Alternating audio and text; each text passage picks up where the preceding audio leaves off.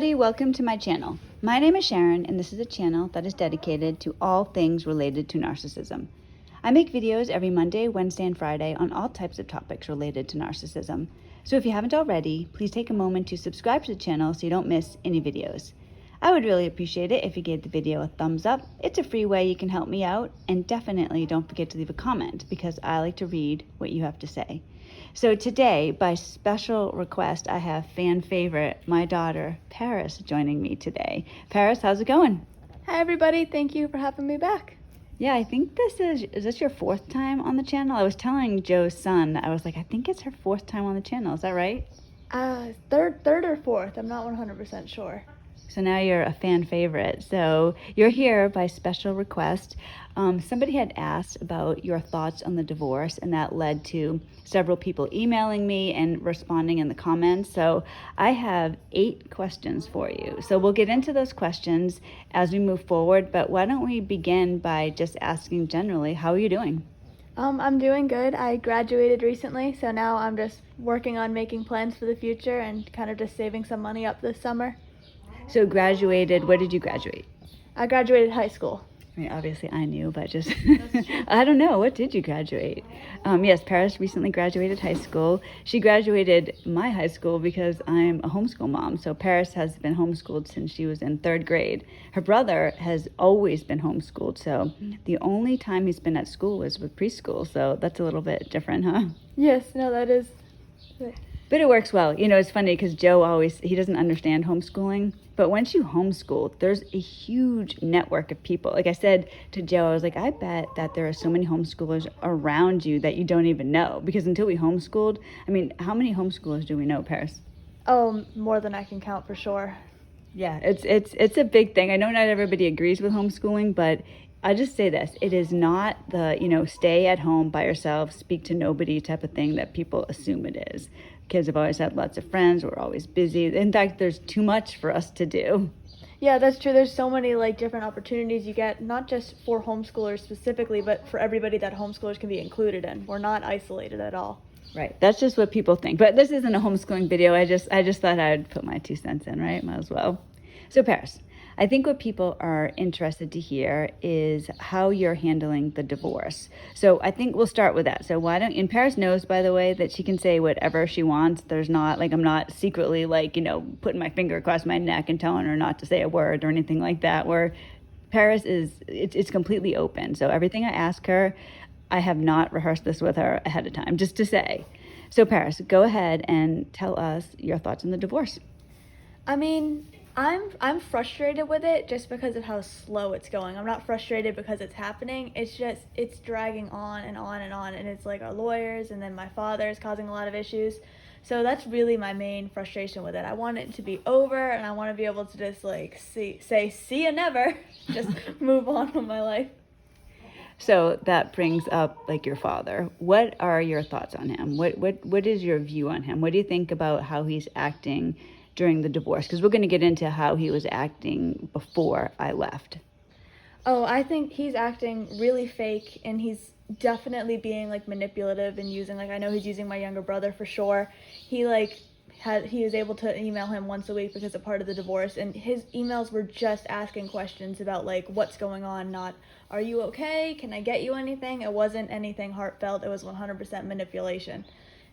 And you actually got an email from him too. So you had heard from him, if I'm right on this. You had heard from him in February, I believe. You didn't respond, and then he sent you another email a week, 2 weeks ago? I think it was last week I woke up with just an email from him, but it was the same old thing. It was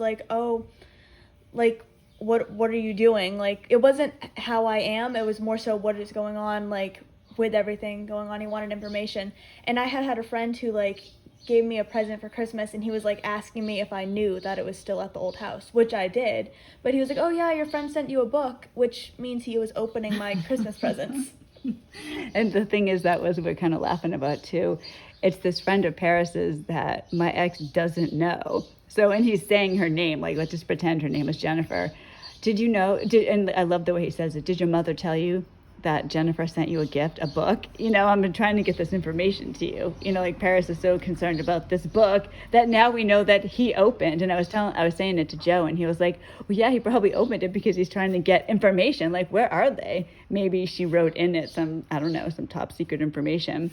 The thing about my ex that now you'll notice that Paris and I, it's best, like for us, and I know it doesn't work for everybody, and I'm not trying to push this, but I will say, if you can be this way, it really, really takes the pressure off. We have a humorous view towards my ex. The two of us, we kind of laugh about it. So if you hear us sounding happy and upbeat about my ex, it's not that we don't take the situation seriously, but I mean, we do, we have to. But at the same time, we find the humor in it as well. We find the humor in the immaturity level of him. We know he's being driven absolutely insane because he doesn't know what the heck is going on. He has no idea. All of a sudden, we're not there. He doesn't know. He does know where we are. He tracked down our exact address. He doesn't know how we got here. He doesn't essentially know how we escaped. We escaped right from under him. He's dying to know. I know he wants to ask the kids, what's up with Joe? Who's this Joe? On and on, because he's trying to find this information out. So he'll send these kids these emails purely asking questions about our situation, nothing else. So that's what he wants. So there is some satisfaction in that. He literally is being driven insane because he doesn't know what's going on. So that is somewhat good news, right? Yeah, that's true. I'm happy he doesn't know. I don't want him to know all the details of my life. It's my life, not his. Like, he doesn't need to be involved. Now, it's different for you because you're 18. So for you, you don't, like, there's nothing legal tying you to him at all. What are your plans for him moving forward? Now, I'll just say before you answer, my ex claims, now what he claims and what he'll actually do aren't always the same thing, but I'll go by what he claims. He claims that he loves and misses Paris and wants, well, actually, he hasn't actually said this, has he? But I'm assuming he is saying that he wants a relationship with her. I don't think he said that. Did he say that? In the email, no, and I know my name never came up in any meetings or anything. Yeah. So all I have is him wanting to know if I am aware of my Christmas present. All right. So are you aware, Paris, that you have a Christmas present? Oh, I have one? Yeah, Oh, you do. It's a book. Oh, really?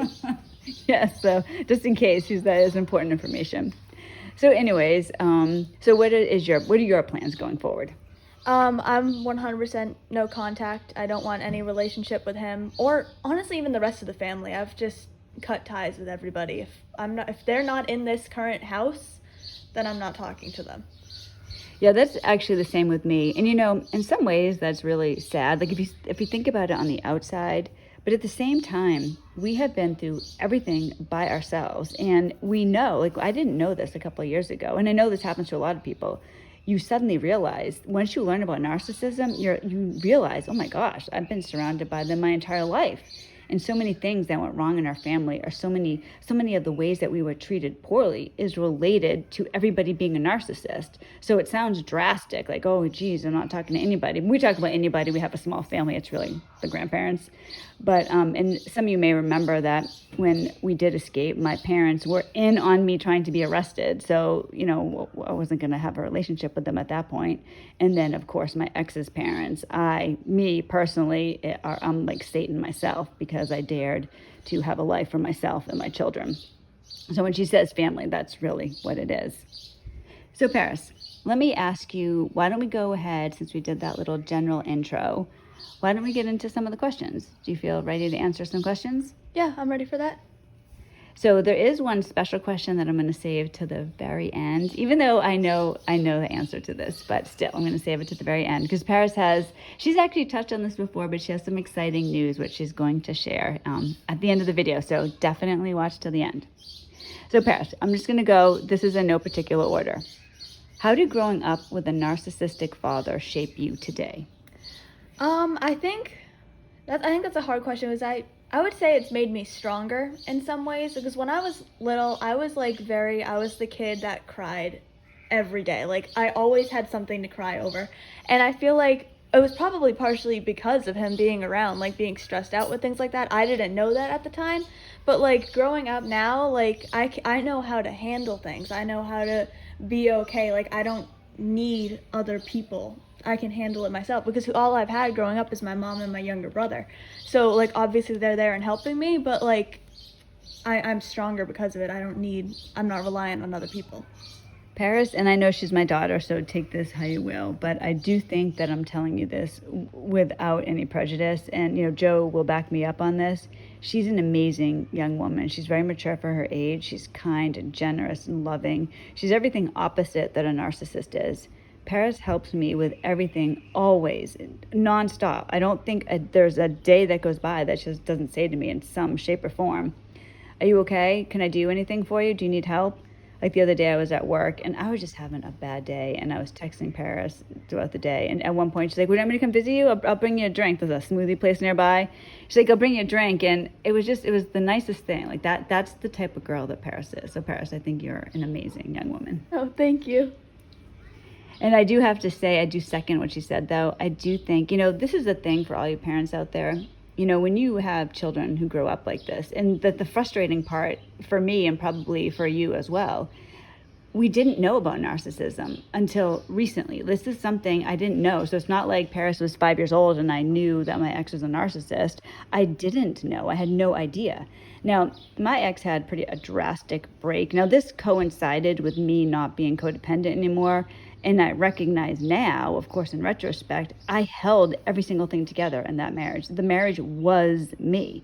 When I didn't give him what he needed, he literally collapsed in spectacular fashion. And we saw who he was, like, in a very, very ugly way.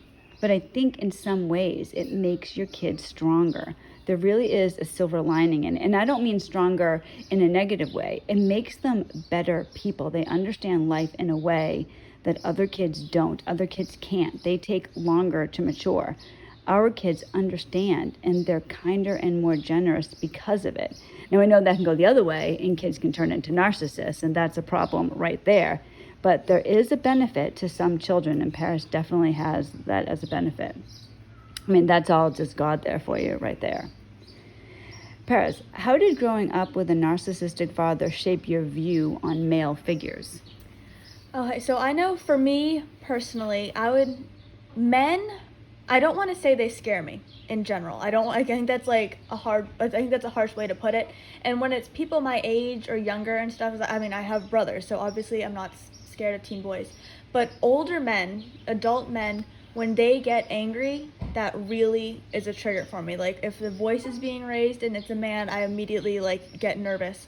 So I don't distrust men on sight because of my father, but when they get angry, I do immediately get wary, and I have these red flags and these sirens blaring that okay, they're angry, I need to be walking on eggshells right now so it doesn't escalate to anything worse. And that does definitely stem back to the way my father was. That I have the exact same thing. It goes back to my father and your father as well. Let me ask you about Joe. That's the obvious question some people might be thinking of. What about Joe? Is he an angry person? Does he get angry often?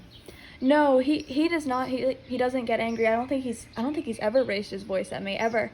I don't remember if I mentioned this, but anyway, a few months ago there was a window in the house that I broke, and I was panicked over this. I was in tears texting my mom at work. I thought he was going to be so angry because I broke this window. And I eventually I went downstairs and I was fighting tears, and I told him, and he just laughed, and he was you can't get it to close. He's I'll fix that in a bit. He's you just might want to wear a coat in the bathroom if the window's open. And that was it. He's not angry at all, and I trust him. Joe's very, very kind. He's taken my kids as his own. Joe and I, I was at work the other day and I mentioned that I have 4 kids. I feel that way. And Joe's like that too. And especially Paris, would you say that you benefit a little bit being the only girl? I would say that I enjoy that aspect of it. Yes. He spoils her a little bit because he's always wanted a daughter, and now he has one. Yeah, so Joe's not an angry person, and that works out well for you. And me too, of course. Paris, how do you feel about having lived with a narcissist for so many years? And feel I don't want to speak for you, I'm interrupting right here because I feel when you answer the question, maybe keep this in mind. I'd like to hear both sides of this. So I'm going to kind of interrupt my own question to ask you this first. I feel when it comes to your father that there was a break. there was a break, and it happened. You might not know exactly. I know the exact day it happened. It happened April 21st, 2016. Something miraculous happened to me, and I wasn't codependent anymore. And from that date, he started spiraling down. So I feel like there were almost two hims. So when you answer me if you see that too, and then go ahead and answer. So when you answer, if you feel that there are two hims, answer that in both ways, if that makes sense. If not, then just however you want. Yeah, okay, I don't know exactly when this was. I see the break too, and I definitely think in summer 2019 is really when he like completely snapped. But leading up before that, I don't know how old I was when he was laid off from work. I think that was when, there was a period where my father was laid off from work for, I want to say, about 6 months. That happened in October of 2015, so you would have been 12. Just 12. Okay, so I remember, I don't know how to describe this without it. So before this, like, I didn't have, like, I don't, like, any problems with him. Like, there was, like, I thought he was a normal father. After that period, I did not connect this to him being around all the time, but I just was I can remember being so depressed during that period, and I obviously did not connect it to him being home all the time, but looking back, I think just being around him all the time, like, after that, I used to not like weekends as much, and it definitely got worse as he started spiraling more and more. Like, we wouldn't want him to come home on the weekend because, like, he would, like, interrupt our schedule. So I would say it was more like I didn't like being around him, but then occasionally he would be like super nice and he would want to take like my brother and I out places, and we would go to like an amusement park or something. So it was kind of like I had two dads in a way. Like, some days he was really great and I loved being around him and it would be fun, and then other days I would be like, I can't wait for him to go back to work on Monday. Yeah, he was, I feel like the three of us at some point we kind of like split off, and it was like you, your brother, and me, and then he, like, we had like this other guy like living with us that nobody particularly enjoyed being around. Yeah, I agree with that as well. Like, we started getting closer to closer, and he would just be there, like. But the thing is too is I thought this was normal at the time. I didn't realize that it wasn't normal to not have the father like involved with the family. Well, it was weird. Do you remember? I know you're gonna say you remember this. I'm sorry. This was just, I can remember. My kids and I would sometimes watch TV shows at night, all right? Like, I'm so sorry, I shouldn't laugh, but, like, I can picture this in my mind. Do you know what I'm going to say? So we would be watching TV shows at night. My ex would be home. He wouldn't join us, or he could, but he wouldn't join us. He used to just sit in this room by himself in the dark and stare at a wall. Do you remember that? Yes, either that or sometimes he would take the rabbit out and sit with him, and that used to make me so angry when he was touching my rabbit.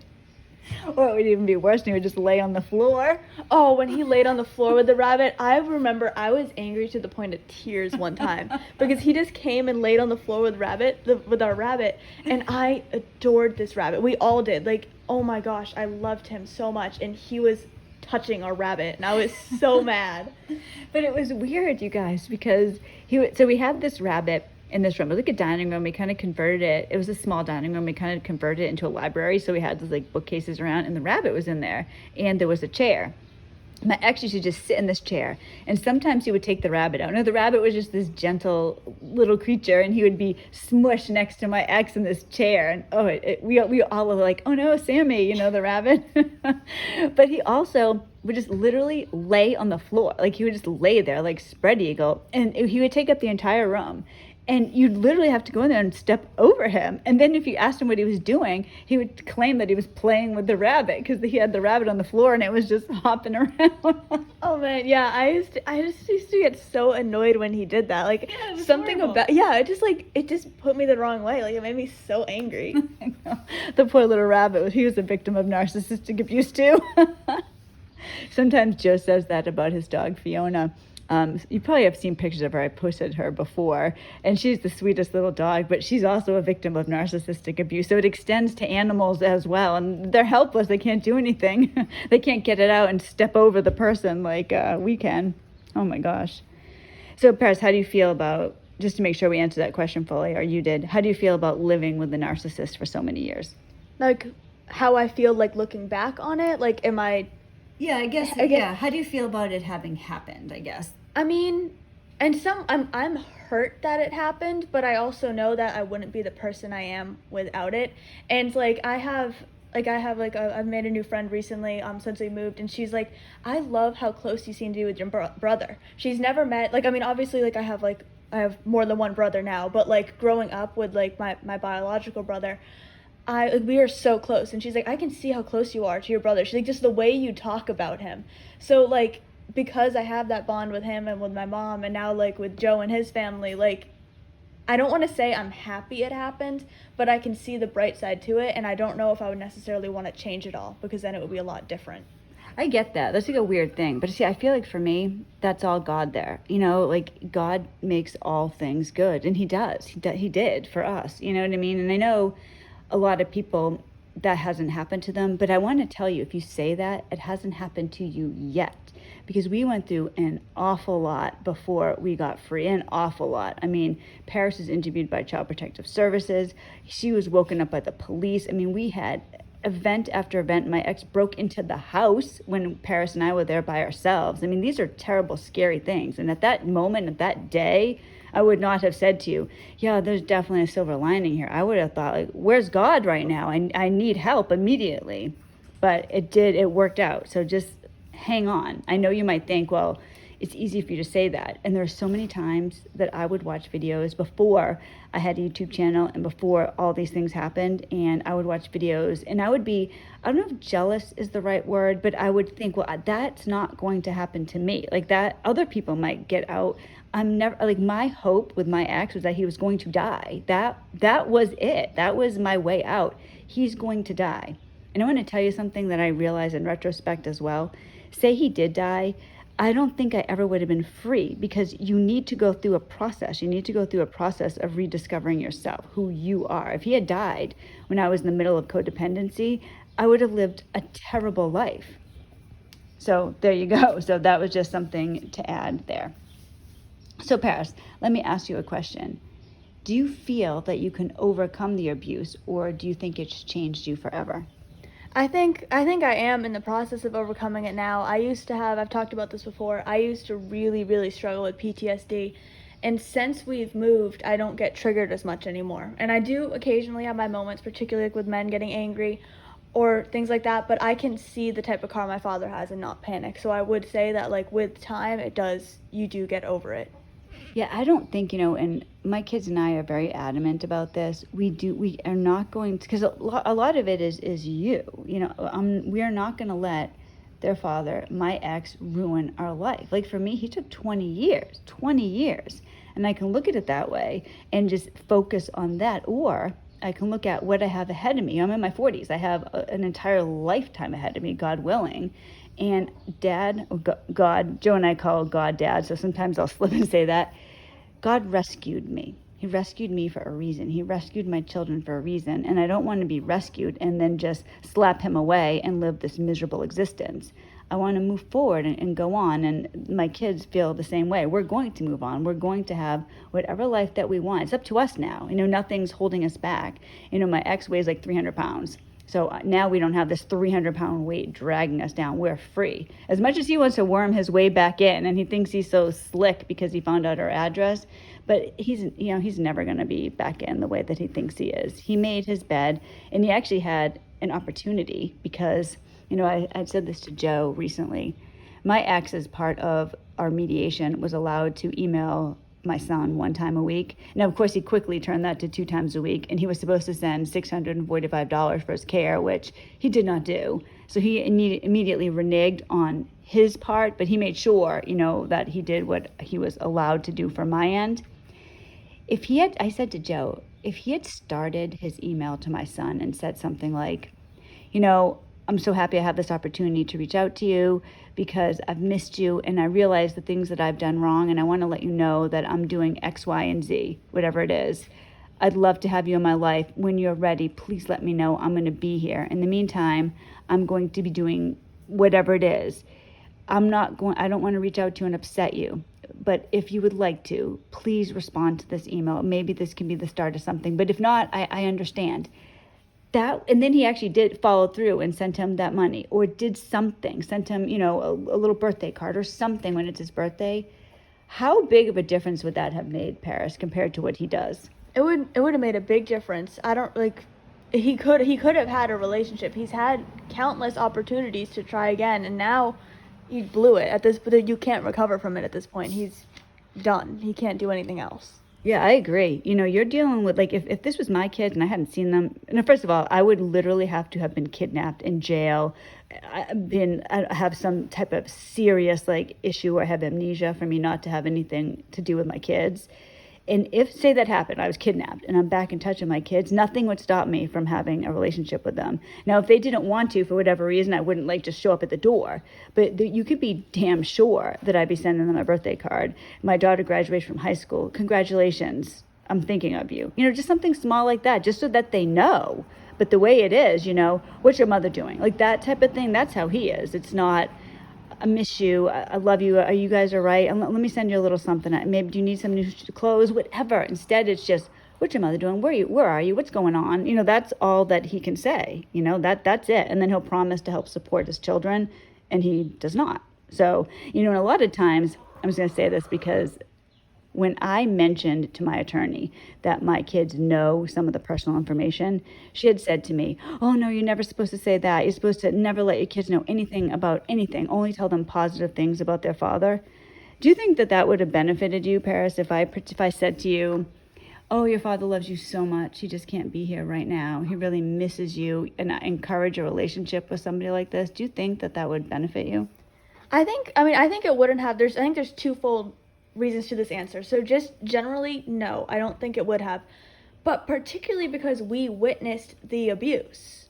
It would be an obvious lie. There's no way, like, that's what I don't understand how attorney could even think that's possible, because I am very aware that he showed up to our house with a gun. I am very aware that he broke into our house and that he tried to get my mom arrested on multiple occasions. It's not that I was told it. I was standing across the room. I was upstairs. Like, I was there for it. So to encourage that and to say there's like, oh, it's going to work out, you're just leading your kid on for disappointment. And if they didn't abuse it, if I wasn't there when it happened and I was out at a friend's house and I was, like, told, like, that nothing happened, then you're still setting them up for that disappointment of that knowing later. I think my view on that, and I agree with you, Paris, if you had little children, if my children were 3, 4, 5 years old, I would have to be careful what I said, but I feel strongly because, so many of us didn't know. We don't know. We didn't know what narcissism was. For us to let our own children, like, perpetuate that lie to our children that, no, everything's okay, that eventually they're going to know. So I think when you're younger, when the kids are younger, yeah, you have to be careful how you say things. But when your kids are older and they witness things, I don't think, that's just me. I mean, do what you want with your own kids. I don't think it would benefit my children to pretend everything's fine, to pretend, oh, yeah, he's sending this child support. Because when my son wants to take driver's ed and I can't afford it, am I going to put that on myself? It's like things when I didn't, it's not me. That's one of the things that really bothers me, when people feel like you have to pretend to children that everything is okay, even when it's not. So I've been trying very hard my kids have been involved from the beginning, but yeah, they do know things that other people might not tell their kids, but that just works for our family. So I did want to just kind of throw that in there. All right, Paris, now let me ask you, do you think, you kind of already answered this, but do you think that going no contact is ideal? I do. I think because I used to, especially when before we moved, like when we first moved and stuff, getting messages from him was very stressful. Like, it freaked me out to get a message from him, like just like an Instagram DM of where are you. That was stressful for me. So going further and contacting him back and forth, I think it's very stressful too. But then also it's leading on again for the disappointment. If I went and I tried to build a relationship with him again, it's not gonna last. He might act fake for a few days, like even like he did when I was younger. He'd be nice over one weekend, and then it immediately spirals back over and over. It's just constantly, it's leading you on for false hope. I think it's kind of like anything. Like, imagine if you had cancer and, you can't pretend you don't have cancer. And maybe you do have some good days, some good days. Like, I feel great today, like, and maybe you'll forget about it for a little bit. You go out and you forget that you have it. But you can't pretend you don't have it. It's something that's there. I can't pretend that I don't have kids. I do have kids. And when it's like that with a narcissist, They have a real issue. They have a personality disorder, and that isn't going away. So to live your life pretending or getting your hopes up over and over, for some people, maybe it is, no contact isn't ideal for them. But for us, it is. We're able to live our life. We're able to move on. And we have a new family, that's part of it, but that's not exclusively what it is, because I'd feel this way anyways. Whether we were with our new family or it's just the three of us, either way, we have to move on. We have a life to live. My ex has a life to live too. He can do what he wants. We must do what we want so that we can be happy and fulfilled and live what God has deemed for us to live. And God rescued us from my ex. I mean, he did. We got out in an amazing way. We're free. We're happy. We're moving forward. That wouldn't have happened without God. This is the path that he put us on, and I want to live this life. So Paris, I'm all the way done. I have one more question for you.